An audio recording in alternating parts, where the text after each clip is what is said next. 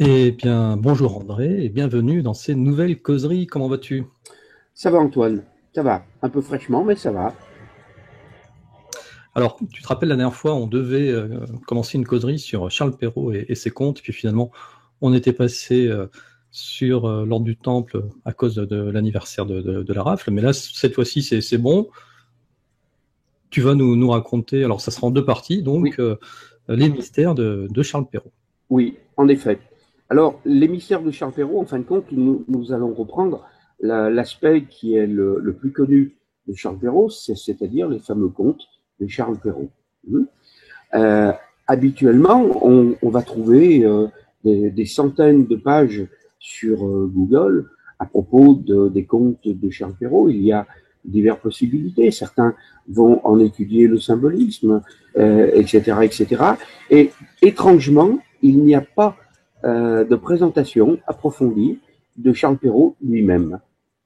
Et pourtant, ça nous permet, une fois qu'on a cerné le personnage, de comprendre éventuellement ce qui a pu l'amener à arriver à ce choix des contes pour enfants. Alors, très brièvement, Charles Perrault naît un 12 janvier 1628 et il va vivre jusqu'en mai 1703. Donc, c'est quand même quelqu'un qui va avoir une vie relativement longue pour cette époque et il va nous falloir comprendre les contes de Perrault et ce qui va être Charles Perrault. Alors, avant tout, ce qu'il y a d'intéressant, c'est de dire on pourrait commencer cette première partie par Il était une fois puisque à l'époque de nos grands-mères, elle commençait par Il était une fois. Et ma grand-mère allait un petit peu plus loin. Euh, Évidemment, c'est l'ancienne génération. Donc, je parle de ça il y a plus de 60 ans, 65 ans. Ma grand-mère ajoutait, je vais te raconter un conte de Monsieur Charles Perrault. Et par là, elle montrait, à son époque, à elle, il y avait Monsieur le maire, Monsieur l'instituteur, Monsieur le curé, et c'était fini. Et lorsqu'elle commençait par me dire Monsieur Charles Perrault, c'était une forme de respect. Et c'est bien après que j'ai compris qu'effectivement, pour elle, c'était quelque chose d'extraordinaire. Alors, autrefois, évidemment, les contes de Charles Perrault aujourd'hui sont en train de tomber en désuétude. On va se rappeler du Petit Chaperon Rouge, mais c'est tout. Je parle d'une époque que j'ai presque connue, et en tout cas, les gens qui auraient maintenant 80 ans, 90 ans, l'ont connu. C'était essentiellement des récits que la grand-mère racontait le soir, en hiver, autour de la cheminée. Évidemment, il fait froid, il y a du vent, il y a de la neige, il y a de la pluie dehors, le vent va souffler, on entend tous ces bruits et la mise en condition va se faire. On a le feu, on a les gens qui sont rassemblés autour et on va pouvoir commencer. Sachant que les récits que Charles Perrault va proposer sont faits pour qu'on puisse avoir peur, être tendu, tout en sachant qu'une fois que le conte est fini, évidemment, il n'y a plus aucun danger. On imagine bien que la botte de cette lieu pratiquement n'existe pas, que Barbe Bleue non plus, etc., etc. Ni l'ogre, ça fait partie d'un mythe, mais c'est tout. Donc la peur est autorisée, elle est même, en plus de ça, vivement recommandée. Alors Charles Perrault va nous emmener, au fil de ses contes, on les verra dans la deuxième partie, dans des milieux qui sont des milieux de contes. On va avoir les fées, les ogres, un barbe bleue, des enfants qui se font dévorer, d'autres qui réussissent à survivre, et des princesses, évidemment. Alors, avant tout, qui est Charles Perrault? Alors, Charles Perrault est issu d'une famille nombreuse, puisqu'il est le septième des enfants, et on va trouver, si on cherche un peu sur Google, c'est un auteur qui a écrit de nombreux ouvrages. On va trouver des ouvrages politiques, des ouvrages de comptabilité, des ouvrages scientifiques. Et Charles Perrault va avoir un parcours qui est intéressant, parce que au départ, évidemment, c'est plus un scientifique qu'autre chose, mais surtout, c'est quelqu'un qui est rationnel. Donc, on va pouvoir imaginer qu'à la suite, il va avoir une approche rationnelle des contes pour en faire ce qu'on connaît aujourd'hui. Alors, Charles Perrault, ensuite, va avoir une vie politique très intéressante. On va le retrouver, il va essayer d'être avocat, et d'ailleurs il l'est, mais ça ne lui convient pas, bien que son père puisse le placer, le pistonné. Non, ça ne va pas lui convenir. Le droit lui convient, le milieu ne lui convient pas. Donc Charles Perrault va choisir d'autres voies, d'autres sens de recherche, et il va rentrer dans ce qu'on pourrait appeler l'administration royale, et il va être dans la comptabilité, il va être dans les finances. Ce qui va nous permettre de pouvoir retrouver Charles Perrault à divers événements, le plus connu et le moins connu à la fois. Qui sait, par exemple, que c'est Charles Perrault qui va s'investir pour que soit construit l'Observatoire de Paris. Alors évidemment, on a tous en mémoire, lorsqu'on dit Observatoire de Paris, on va immédiatement penser à la dynastie des de Cassini, aux frères de Cassini qui vont se succéder lorsque l'observatoire est en construction, et ensuite, lorsqu'il est opérationnel, c'est les de Cassini qui vont s'en occuper. Eux, ce sont des techniciens de ce qu'on va appeler globalement l'observation de l'univers. Mais c'est Charles Perrault qui va placer en fin de compte tout ce qu'il va pouvoir pour que l'observatoire soit construit dans d'excellentes conditions. Le terrain va être choisi par lui, et puis, bien entendu, par Colbert. Colbert va y mettre son grain de sel, et le premier de Cassini qui va s'occuper de cette histoire. Mais c'est Charles Perrault, en fin de compte, qui va décider. La finance, évidemment, vu que c'est lui qui tient les cordons de la bourse, ça ne va pas lui poser un gros problème. Le terrain est acheté, et on va voir un terrain déjà qui va retenir notre attention. Évidemment, c'est un terrain qui se trouve, on va dire, à cette époque-là, en frange de la ville de Paris. Il y a encore des bâtiments plus loin, mais on est quand même sur un terrain qui n'est pas en plein centre. Ensuite, évidemment, les travaux vont commencer. Et Charles Perrault va s'investir dans les travaux. Il va les suivre. Et en fin de compte, on va s'apercevoir qu'avec de Cassini, l'outil principal, c'est l'observation du mouvement de la Terre par rapport aux étoiles, évidemment. Hein. À cette époque-là, c'est pratiquement le seul moyen qu'on a. Et ils vont installer sous l'observatoire ce qu'on appelle un puits zénital. Le puits zénital est un puits qui va permettre en plein jour de poursuivre des observations, c'est-à-dire ça va être le fameux phénomène des étoiles de midi. On va pouvoir continuer au fond de ce puits obscur, et le haut étant éclairé, on va supprimer l'effet de réverbération et on va pouvoir continuer à établir des mesures et à surveiller. Ça, c'est pour la partie technique. Alors maintenant, voyons voir qu'est-ce qui peut amener Charles Perrault à avoir une vision initiatique, une vision un peu plus poussée que celle d'un financier, d'un technicien ou simplement d'un savant. Eh bien, tout simplement, il y a un événement qui est notoire. Charles Perrault va faire partie d'une loge maçonnique. Évidemment, nous sommes au XVIIe siècle. On sait que les conventions d'Anderson vont apparaître un peu plus tard et qu'on veut habituellement que la maçonnerie en France ait sa stabilité, sa structure à partir d'Anderson. Hélas, 3 fois hélas, on va s'apercevoir en étudiant une pré-maçonnerie qu'il y a eu ce qu'on va appeler les loges pionnières, c'est-à-dire que lorsqu'Anderson va établir ses règlements, il y a déjà en France et à Paris des loges maçonniques qui fonctionnent. Évidemment, c'est un peu chaotique et les travaux d'Anderson vont permettre de cadrer. Mais on va s'apercevoir que la première loge en France a pour nom les Chevaliers errants. Et c'est un titre qu'il va falloir retenir. On va le retrouver au moins une fois, le terme complet, dans les travaux des comptes de Charles Perrault. Alors évidemment, cette loge pionnière n'est pas telle qu'on peut la concevoir.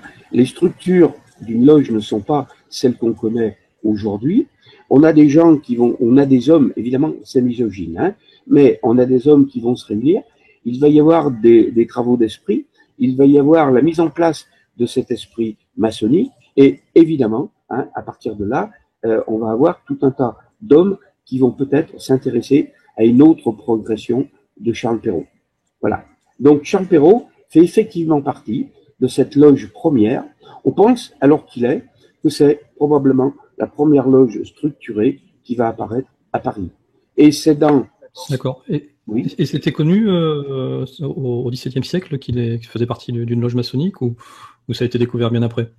Je pense qu'à son époque, la maçonnerie est quelque chose, encore une fois, il y a un terme maçonnique qui me convient parfaitement. La maçonnerie n'est pas secrète, elle est discrète. C'est pas pareil. On peut arriver pratiquement au même résultat, c'est-à-dire, c'est pas que les maçons vont se cacher. Je pense qu'ils ne se sont jamais cachés, mais ils n'ont pas envie. En fin de compte, c'est pas le grand bazar, c'est pas prise unique. C'est une assemblée d'hommes qui tient à ce que cette assemblée reste entre eux pour y faire un travail précis. Ce n'est pas que l'application d'un rituel d'ouverture et de fermeture et après on passe à table. Non, il y a des travaux importants. Donc on sait, on a des traces évidemment, puisque je les ai.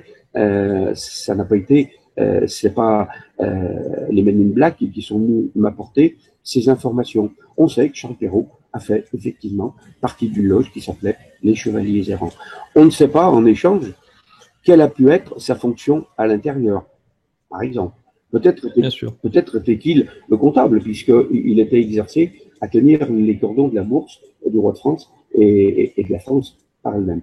Alors, il est possible que Charles Perrault, au sein de ce milieu maçonnique, dans cette loge des Chevaliers Errants, ait pu avoir le poste, le plateau de comptable, de frère trésorier, etc., puisque, évidemment, la place de trésorier, il pouvait la tenir facilement. D'ailleurs, si on regarde, évidemment, il y a le hasard. Hein, il y a le hasard des choses, et il y a une mesure de longueur, qu'on appelle le mètre, mais c'est quelque chose qui est très difficile. On l'utilise un peu à tort et à travers. On va nous dire, oh ben voilà, cette distance fait tant de mètres, et vous voyez, il y a eu un symbolisme, on a voulu que ça fasse tant de mètres. Il ne faut pas oublier que le mètre étalon va apparaître après, évidemment, certaines... par exemple, après la Révolution, c'est fini. On va calculer les longueurs en mètres. On ne va plus parler de pouces, de pieds, de lieues. C'est terminé. Mais ce qui est très curieux, c'est que, par exemple, la profondeur du puits zénital, arrivée jusqu'au moment où l'étalon ne va plus fonctionner, c'est-à-dire où il y aura trop de clarté, fait en mètres 33. 33 mètres. Alors et là, on peut jouer sur les mots. Quels sont ces 33 mètres qui vont étalonner cette hauteur et la vision des étoiles et de l'univers? Ce qui est certain, c'est qu'à son époque, on n'a pas parlé de 33. Mais aujourd'hui, effectivement, nous avons ce résultat qui est toujours quelque chose qui est à prendre encore au sérieux. Voilà. Donc, je le considère, tout en considérant que Charles Perrault n'a pas été un visionnaire. Je ne pense pas. Et je m'interdis d'essayer d'aller dans ce sens-là. Alors, évidemment, le puits est intéressant. On va plus loin. Visiblement, les hommes qui ont installé les sous-sols de l'observatoire, donc Charles Perrault, en plus de ça, les de Cassini vivent, ce sont des Italiens qui ont vécu le plus clair de leur temps avant que le roi de France les fasse venir pour l'étalonnage de notre pays, de ce qui va devenir les cartes de Cassini, l'arrière-grand-mère des cartes d'état-major et de l'IGN.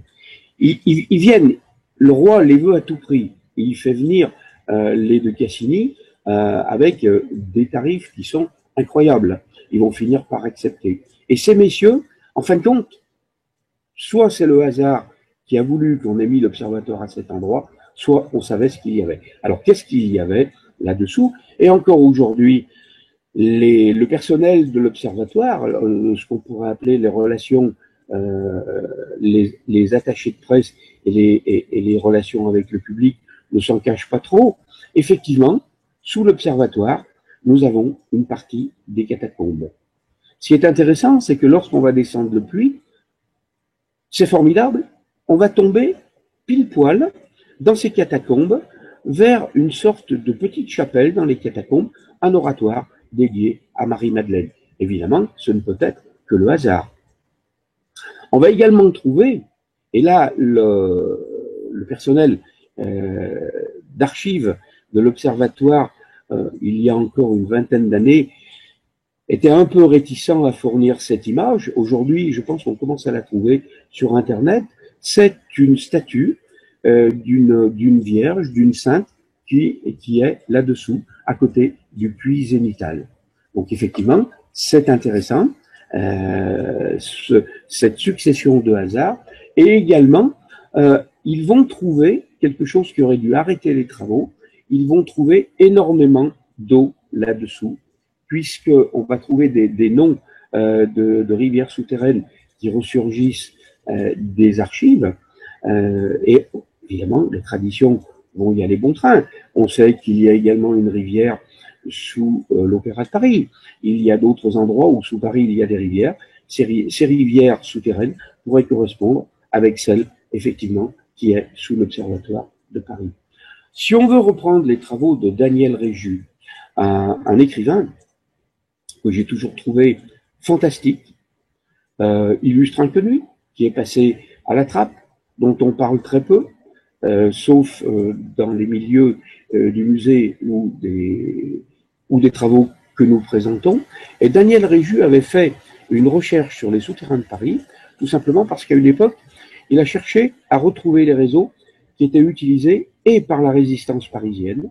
Et de fait, si la résistance parisienne l'utilisait, eh bien évidemment, les nazis, les Allemands, cherchaient les plans de réseau pour contrer le déplacement des résistants.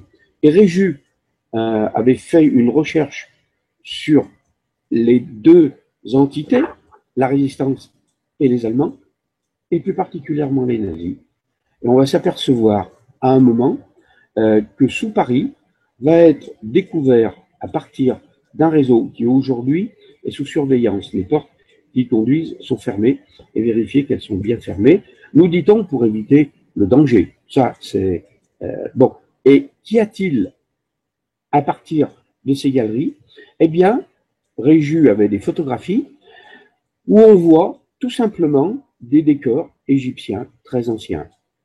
Hiéroglyphes, représentations, pas de monuments, mais essentiellement des peintures qui pourraient être datées à partir de là. Et soit ce sont des copies qui sont extraordinaires, soit point de suspension. N'oublions pas, d'un autre côté, pour reprendre cet aspect égyptien, qu'une tradition nous dit bien que Paris voudrait dire Parisis.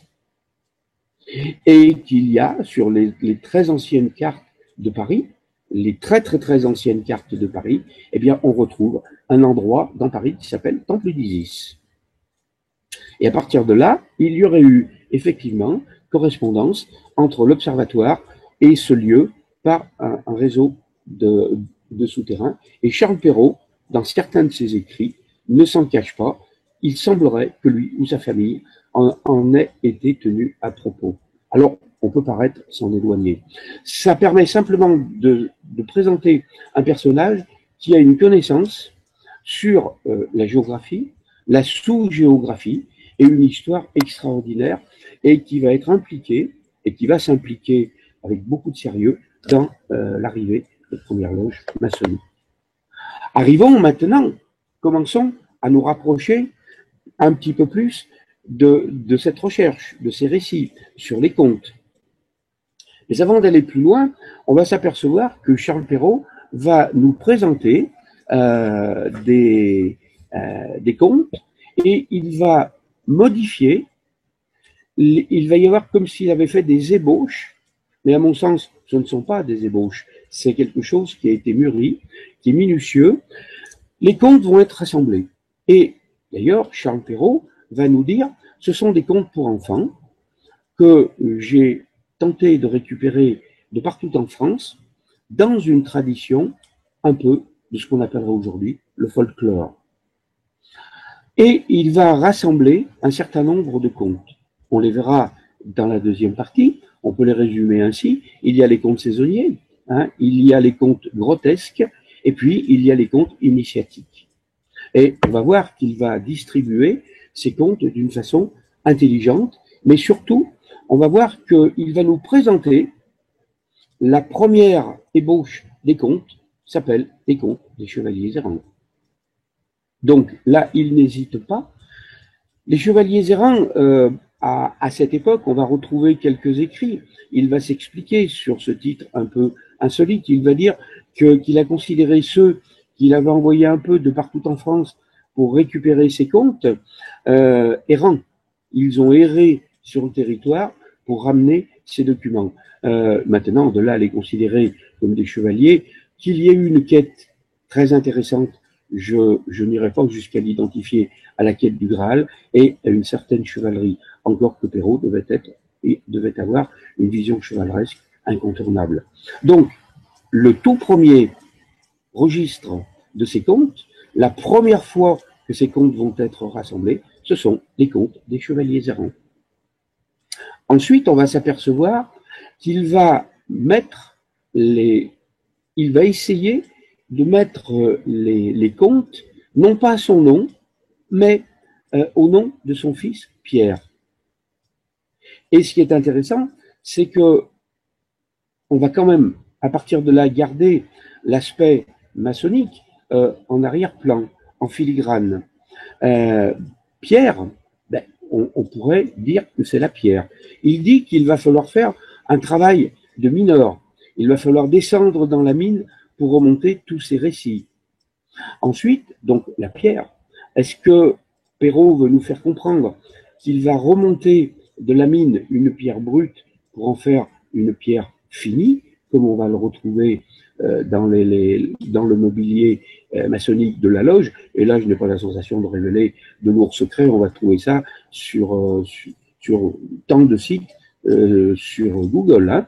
Maintenant, c'est quelque chose qui est établi. Les livres, les ouvrages sur le problème les relatent. Toujours est-il qu'on va retrouver tout à coup, dans cette seconde édition, il va dire « c'est mon fils, Pierre », et il va l'identifier en disant « c'est le petit ». Le petit. Alors, s'agit-il d'un apprenti? Toujours est-il qu'il va suggérer qu'il faut faire une descente dans la mine des connaissances et de notre passé pour remonter la pierre. Donc, Pierre le mineur, Pierre le petit, et ensuite on a le premier ouvrage, le second ouvrage qui va sortir derrière les chevaliers errants. Ensuite, donc là, il va dire conte pour enfants. Et on va arriver enfin à la troisième version qui, elle, est finie, complète, c'est les romans de Mamerlois, les contes de Mamerlois. Alors, on a un choix de première de couverture impressionnant. Les illustrateurs s'en sont donnés à cœur joie. Moi, celle que j'ai toujours admirée, c'était à une époque où on n'avait pas les moteurs de recherche Facebook et Google, pardon, et on n'avait pas un système d'investigation à partir d'Internet. On faisait des recherches documentaires. Et on voit une grand-mère près du foyer qui raconte à des enfants ces contes extraordinaires. Maintenant, ce qui pour moi va nous apporter quelque chose d'encore plus intéressant, c'est ce titre. Il va s'arrêter en troisième lieu. Le titre sera définitif. D'ailleurs, encore aujourd'hui, il est de rigueur. Ce sont les contes de Mamerlois de Charles Perrault. Alors, il y a quelque chose d'intéressant dans ce choix de dernier titre, qui va d'abord ouvrir sur le nom d'une loge qui est la sienne, les Chevaliers errants, les contes pour enfants, dit contes d'autrefois. Et enfin, contes de Mamerlois. Alors, où est-ce que je veux en arriver? Eh bien, je veux en arriver qu'on ait une progression, comme on va la trouver dans certains milieux, apprenti, compagnon, maître. À partir de là, il semblerait que les contes soient finis. Ils sont prêts à être lancés dans la nature. Ce sont des contes pour enfants. Et lorsqu'on étudie les échanges épistolaires ou les conversations qui ont eu lieu entre Charles Perrault et d'autres, il n'hésite pas à dire qu'effectivement, ce sont des contes qui remontent à très loin, probablement à des traditions qu'on pourrait, pour certaines, rapprocher, je ne veux pas dire du druidisme, je n'ai pas envie d'ouvrir des portes qui seraient trop incertaines, mais à des traditions qui remonteraient très loin, je dirais, à l'aube de ce qui va devenir le celtisme et la Gaule. Donc on va retrouver effectivement tout un tas de choses qui vont nous approcher de ce moment. Alors, ensuite, les contes de ma mère Loi. Il y a quelque chose d'intéressant. Charles Perrault a un frère, et ce frère est médecin. Et c'est un médecin qui est remarquable, qui est notable. Et c'est ce qu'on appelle un chercheur, un scientifique. Sans doute est-il en mesure d'apporter la médecine, d'apporter un diagnostic, un examen médical à quelques clients. Visiblement, il ne tient pas cabinet, bien qu'il puisse exercer. C'est un chercheur, c'est un laborantin. Sur quoi le frère de Charles Perrault va-t-il aiguiller sa recherche? Eh bien, déjà, c'est très intéressant. On a Charles Perrault qui va nous dire les contes de ma mère Loi et son frère qui est médecin. Et avant d'approfondir le sujet de son frère médecin, on va voir que Charles Perrault, dans les explications qu'il va donner à propos de l'héritage des contes, nous dit « Nous sommes sur des récits merveilleux, initiatiques, savants, qui remontent à une époque où l'écriture n'existe pas, ou en tout cas, elle n'existe pas pour le commun. Sans doute, il y a quelques notaires, il y a quelques religieux qui savent écrire, mais c'est à peu près tout. Le commun ne sait pas écrire. Même le chercheur commun bataille beaucoup. Alors, où est-ce qu'on veut en venir? Eh bien, il nous dit, la tradition est orale. Elle ne va se transmettre que de bouche à oreille. C'est une phrase qui est à retenir, on va le voir très vite. De bouche à oreille. On va, d'ailleurs, la grand-mère, le soir, au coin du feu, près de la cheminée, elle ne va pas imposer une interrogation écrite à l'issue des récits qu'elle va faire. Elle parle, on écoute. Et on va écouter, en fin de compte, elle est l'image de la transmission que Charles Perrault nous dit, c'est la transmission de bouche à oreille. Et il ajoute, les enfants sont l'image qu'il en donne, il ne va pas dire ce sont des éponges, mais ce sont des esprits, des cerveaux qui sont avides, non pas qui sont creux. Avide, le cerveau va chercher à se remplir. Donc il va capter tout ce qu'il peut. Et il dit à l'enfant, à une mémoire à ce moment-là, qu'il va utiliser toute sa vie. Cette mémoire va le suivre jusqu'au bout, et même à certains moments, de façon qui sont derrière, qui sont dans l'obscurité, inconsciente. C'est une conscience dans l'inconscience. Bien. Alors, où est-ce que je veux en venir? Eh bien, je veux en venir, en fin de compte, je ne fais que suivre Charles Perrault dans les explications qu'il va donner à ceux avec qui il va avoir des relations épistolaires. Sur Lyon, il y a eu pas mal de personnes qui s'y sont intéressées, et à propos d'observatoires, sur Perpignan et en Catalogne. Et si un jour ça intéresse, on pourra reparler de ce qui s'est passé avec la Catalogne à propos de Charles Perrault et des deux Cassini. Mais cette tradition va se transmettre de bouche à oreille. Et c'est intéressant. Les récits, effectivement, un enfant de 4-5 ans n'est pas en mesure de pouvoir lire et d'assimiler le contenu d'un livre comme les contes de ma mère Loi. Il faut une grand-mère qui va raconter, mettre une ambiance, et l'enfant va être capté, il va être captivé, il va suivre, il va écouter, ça va rentrer. Alors, maintenant, revenons aux frères de Charles Perrault. Maintenant que nous avons vu Charles Perrault utiliser la transmission orale de bouche à oreille. Quelle était la spécialité du frère de Charles Perrault, médecin? Eh bien, sa spécialité, d'ailleurs encore aujourd'hui, les spécialistes qui vont parler de ça nous disent qu'effectivement, le travail qu'il a fait est extraordinaire. On a fait à peine mieux par la suite. Eh bien, tout simplement, le frère de Charles Perrault est le premier à avoir étudié le système de l'oreille interne humaine. Et la pièce principale de ce qui va nous permettre d'entendre, c'est ce qu'on appelle le colimaçon ou l'escargot. On trouve ça dans n'importe quelle planche qu'on va chercher sur Google. On voit cette sorte de colimaçon, de spirale qui va emmener le son, qui va transformer le son en quelque chose de recevable dans le cerveau, et d'analysable et de compréhensible. Eh bien, revenons, mélangeons les deux maintenant. Nous avons, lorsqu'on regarde la date de dépôt à ce qui va devenir l'ISBN, c'est-à-dire d'avoir l'imprimature, l'autorisation des conseillers royaux pour qu'un livre sorte ou ne sorte pas. La date de ce dépôt est le 24 juin. Ça tombe bien. Hein, pour un roi qui se dit soleil, le 24 juin, c'est formidable. Pas le 23, pas le 25, le 24, solstice d'été. Bon, et tu vas me dire, oui, et alors? Eh bien, le frère de Perrault, médecin, dépose la première étude de l'oreille interne humaine le même jour. C'est-à-dire que les deux frères vont déposer l'un des contes folkloriques, l'autre la première étude de l'oreille interne humaine.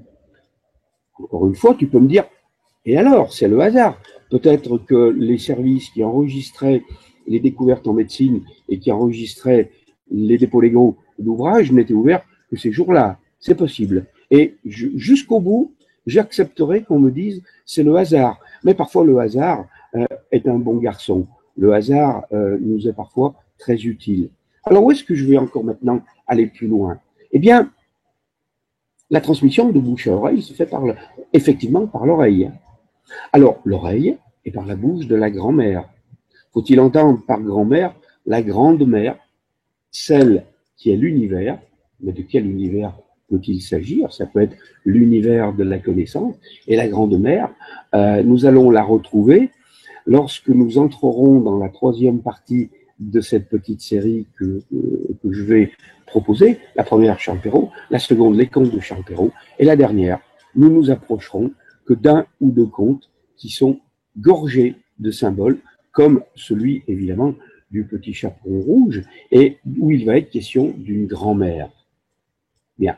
Donc, la transmission va se faire de grand-mère à enfant, et incontournablement, il va falloir la parole de cet ancêtre, il va falloir une atmosphère, une ambiance, des enfants qui sont prêts à tout gober, si je puis dire, c'est pour avoir une image, et il va falloir surtout écouter, il va falloir activer cette oreille interne humaine, et encore aujourd'hui, les spécialistes dans le système de l'ouïe et de l'oreille interne humaine disent le frère de Charles Perrault a fait une recherche qui est extraordinaire, on a à peine poussé un peu plus, on a à peine affiné un petit peu plus, parce que évidemment nous avons disposé d'autres outillages, mais pour l'époque, c'est quelque chose d'extraordinaire. Où est-ce que je veux en venir? Je vais aller plus loin. Si on regarde cet escargot, il va se déployer selon une spirale sur 3 tours. Ensuite, revenons à Charles Perrault et ses contes pour enfants. Il pourrait nous dire, pourquoi, nous dit-il, c'est des contes de ma mère Loi. Il nous aurait pu dire les contes de ma mère Sauterelle, grenouille, girafe, les contes de ma mère Loi.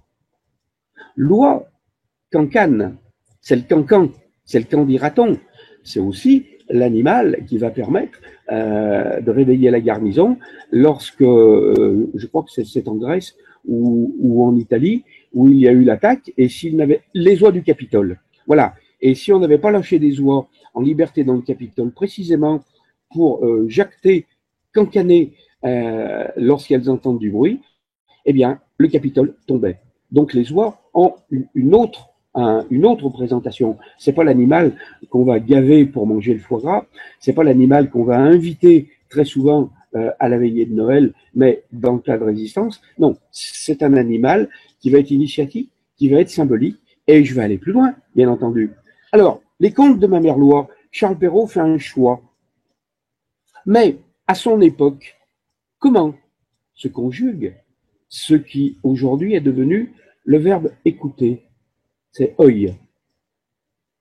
Ah oui, O-Y-E. Oyer, écouter. Conte de ma mère Loi, la vieille orthographe, c'est O-Y-E. Pardon. Donc, oeil. Les contes de ma mère, oeil. Ce sont les contes de Louis, avec Perrault ne s'en cache pas. Il a beaucoup de références et d'admiration pour son roi, les contes de Louis. D'ailleurs, il tient les contes de Louis, hein, si on veut jouer sur les mots. Et oui, ça, c'est la langue des oiseaux.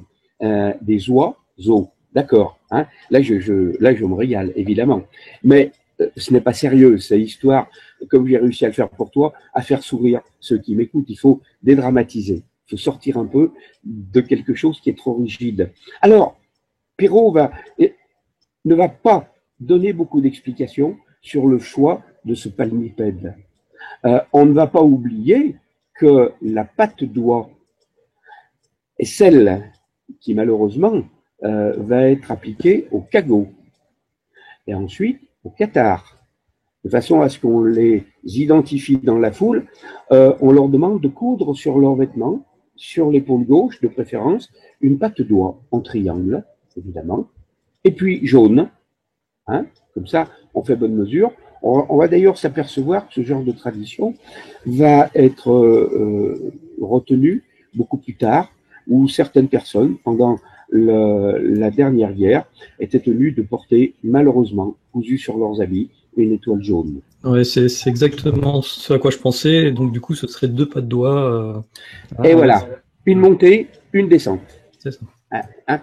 Évidemment, on peut tout faire dire. Mon ancêtre me disait un élément, c'est comme un être humain, bien torturé, on lui fait dire tout ce qu'on veut. Et c'est vrai. Mais néanmoins, il faut quand même reconnaître que jusque-là, le hasard m'a bien servi. Hein. Toujours est-il qu'on va en revenir à cette oie qui est l'animal choisi par Charles Perrault. Est-ce que Charles Perrault, dans ce qu'on sait, dans les quelques écrits qu'on a pu avoir en marge, en frange de ce qu'il va écrire, est-ce que Charles Perrault, forcément, n'aurait-il pas eu avec son frère une connivence? C'est-à-dire que son frère lui dit « Regarde ce que je viens de trouver dans l'oreille interne humaine, voilà que nous trouvons un colimaçon. Voilà que nous trouvons une spirale. » Le symbolisme de la spirale, je ne vais pas te faire injure, ni à nos auditeurs. C'est quelque chose d'extraordinaire. C'est sans fin, la spirale. La vis sans fin d'Archimède est une spirale qui évolue, qui tourne sans arrêt. Bon, donc, ce son qui va passer, eh bien, si les deux frères se sont entretenus, dans ma tête, et pour le peu d'éléments certains épistolaires qu'on ait pu retrouver, à mon avis, est quelque chose qui a été construit. Les deux frères se sont entendus, si je puis dire. Hein, le terme est bienvenu. Ils se sont entendus et on a fait ainsi. Mais c'est pas ostensible. Quand on voit les illustrations des premières de couverture des vieux livres, des contes de Mamerlois, péniblement, certains vont nous montrer la grand-mère assise près de l'âtre et puis une oie qu'on distingue dans un coin, puisque ce sont les contes de Mamerlois. De ma mère, écoute. Hein, voilà. Mais allons plus loin. Qui est cette oie qui est extraordinaire et qui a été choisie par Charles Perrault? Eh bien, il y a cette spirale. Et cette spirale, on a un ouvrage extraordinaire qui est écrit par un certain Lallemand, sans apostrophe, un livre d'un très grand format et qui n'y va pas que le dos de la cuillère puisqu'il nous parle du très noble jeu de loi. C'est quelque chose de fantastique. J'en ai, grâce à mon ancêtre, une reproduction complète. Il y a des dizaines et des dizaines de planches de jeux de loi qui ont été adaptées à toutes les sauces. Le jeu de loi existait, on pense, à l'époque égyptienne. Les Grecs également nous montrent un bijou qui est une spirale avec des cases. Pourquoi n'y aurait-il pas eu ce fameux jeu? Alors on va nous dire le jeu de loi. Mais oui, les gens de ma génération se souviennent que l'hiver ou l'été, avant que la grosse chaleur tombe, on joue au jeu de loi, comme on joue au jeu de petits chevaux, etc., etc. Le jeu de loi, eh bien, si on le regarde, on va voir une spirale qui va se développer en 3 tours, comme l'oreille interne humaine, et avec un clin d'œil à monsieur Charles Perrault qui nous parle des contes de Mamerlois. Allons plus loin. Hein, et Charles Perrault, d'ailleurs, dans une préparation d'un document qui n'est jamais sorti, mais dont on peut éventuellement se procurer partiellement une copie, parce que des collectionneurs en Suisse ont réussi à obtenir une partie de ce document. Charles Perrault le savait. Mais Charles Perrault n'était pas joueur comme on l'entend, comme un joueur impénitent, un joueur sur les mots, bien entendu. Et on ne peut pas, d'après ce document, on ne peut pas douter que Charles Perrault avait bien étudié le jeu de loi et qu'il ait choisi les contes de Mamerlois pour renvoyer C'est une sorte de jeu de piste. Charles Perrault va envoyer les gens, les lecteurs qui sont des enfants au départ, jusqu'au moment où ils sont adultes, en leur disant oui, ne perdez jamais de vue que c'est quelque chose qui ne peut se faire que de maître à apprenti. Comme dans certaines loges, on va avoir l'apprenti, le compagnon, le maître. Et il va y avoir une succession, conte des chevaliers errants, hein, donc la fameuse loge primitive, la loge première, succession avec Jean le Petit, Jean le Mineur, qui va descendre dans la mine pour en remonter la pierre à façonner, la pierre cubique, la pierre finale. Ne perdons pas de vue le cube. J'y tiens. Et ensuite, en finale, les contes des Mamerlois. Alors, Charles Perrault a forcément, et il le dit, il s'est penché sur le jeu de loi. Peut-être même en a-t-il pris le vertige. On va voir le palmipède qui va avancer. Et on va le voir lorsqu'on va faire 9, on va pouvoir rejouer jusqu'à un moment, parce que si on fait 9 à l'infini, eh bien on arrive dans ce qu'on appelle l'Éden, le paradis. On a fini le parcours avant même que les autres joueurs n'aient pu commencer à jouer, parce qu'on recommence la mise de 9, tant qu'on tombe, on va recommencer ce que les 2 dés vont nous donner, autant de fois qu'on va tomber sur une loi. Je ne sais pas si je me fais bien comprendre. Mais, à partir de là, voyons voir, jouons encore sur les mots. Le jeu de loi, le jeu de l'écoute, eh bien, c'est une loi qui va se promener sur des incidents de parcours, bons et mauvais. Il va aller en prison, il va aller à l'hôtel, il va aller à la mort, il va tomber dans le puits. Le puits zénital, je ne sais pas. Toujours est-il que le puits communique dans la spirale du jeu de loi selon un axe qui est défini. Pourquoi ne pourrait-on pas y voir, en poussant très loin et en faisant preuve d'une imagination terrifiante, le passage d'un monde à un autre et le passage qui va traverser la Terre, ou tout simplement la rose ligne. Puisque, en fin de compte, le calcul, l'observatoire va permettre d'établir la méridienne. Voilà. Hein. Donc là, on va avoir cette méridienne qui va courir sur la Terre. Mais Charles Perrault nous le dit. Regardons ce palmipède, regardons ce volatile, regardons cette volaille. Et, eh bien, tout simplement, sur le jeu de loi, et ce n'est pas moi qui le dis, c'est Charles Perrault, dans ce fameux écrit qui est épistolaire et qu'il échange avec un correspondant, il lui dit sur ce jeu, loi, pour se reproduire, doit faire un œuf. S'agit-il d'un œuf ovoïde, hein, ou s'agit-il d'un chiffre 9? Je dirais les deux. Et c'est ce que je pense, je le pense profondément. Maintenant, je m'accorde le droit de me tromper et de commettre une erreur, mais on est là sur la véritable langue des oiseaux.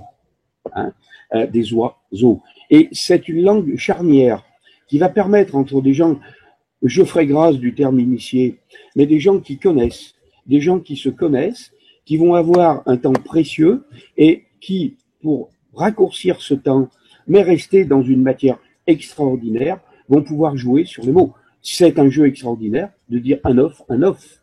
Ça va permettre une foultitude de solutions qu'un initié ne laissera pas passer.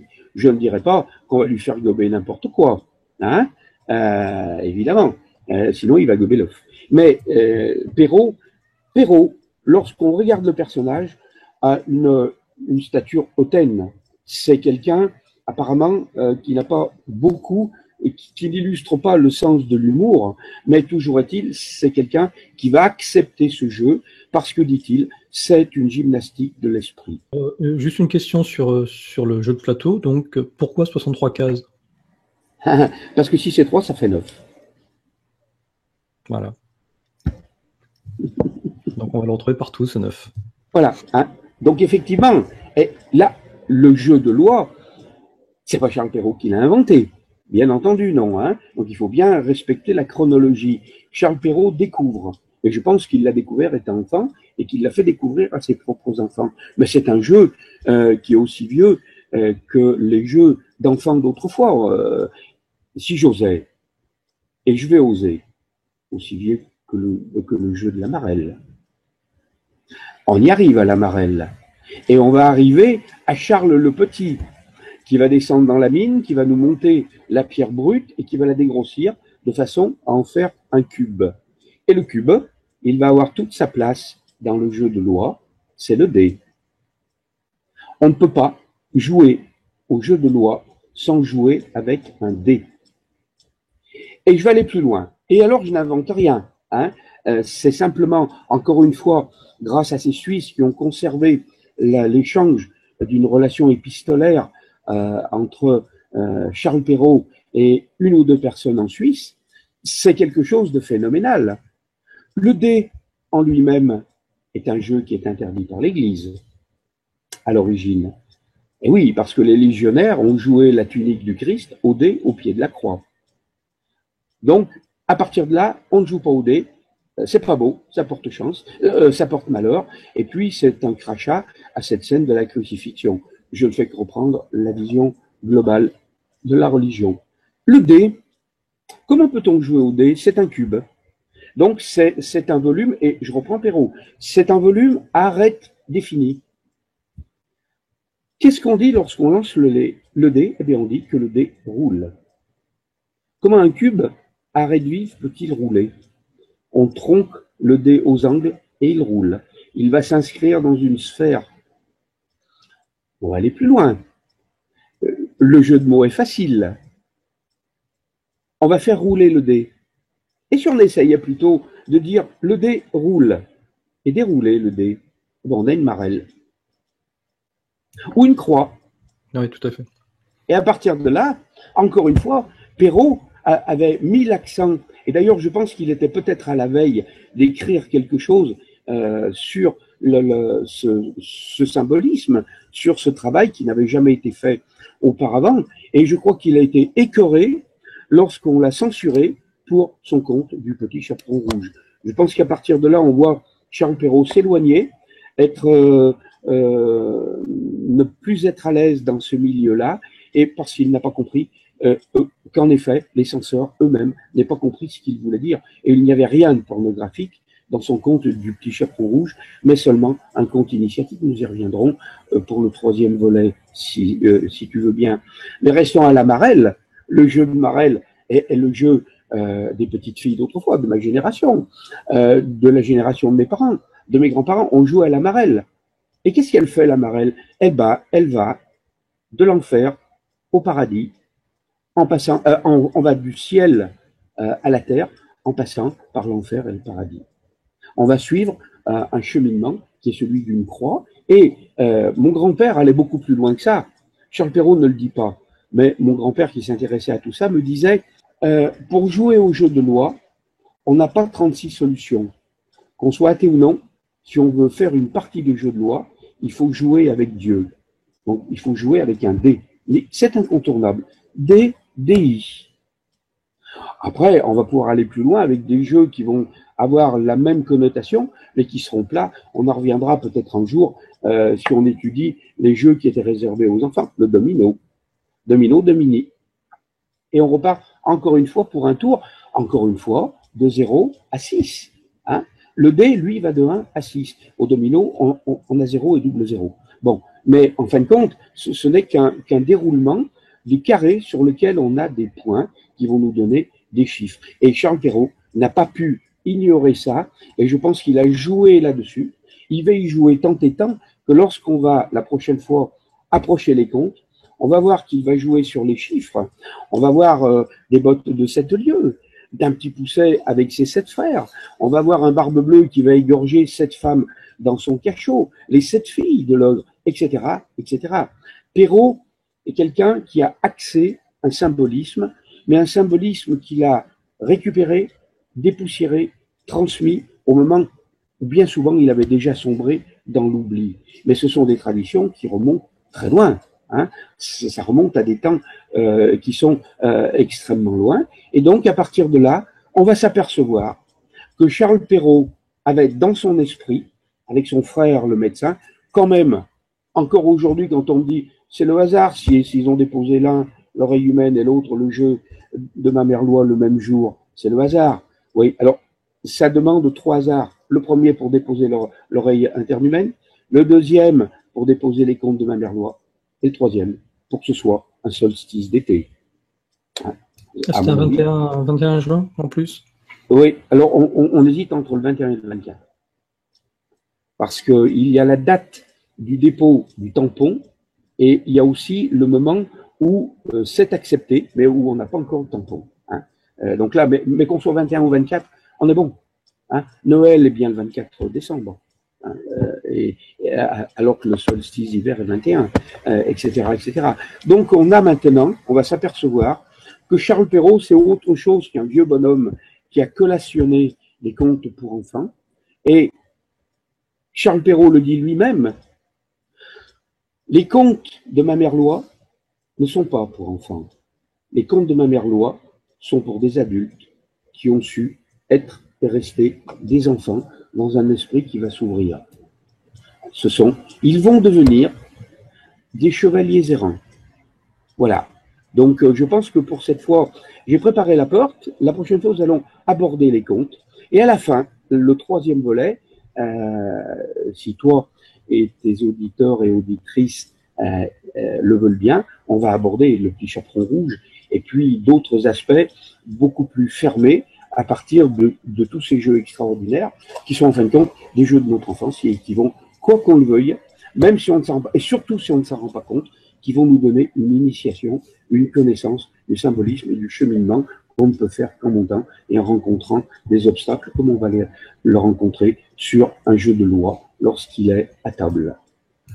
Eh bien, écoute, si Charles Perrault a construit tout ce parcours initiatique à travers ses contes, on va être ravis de resuivre cette initiation avec toi, de parcourir ce chemin et de voir où est-ce que ça va nous amener. Mais tout le plaisir sera pour moi, Antoine. Eh bien, écoute, le rendez-vous est pris et ça sera donc sur la prochaine causerie avec André Douzet très bientôt. Merci, à bientôt. André. À bientôt, Miasme.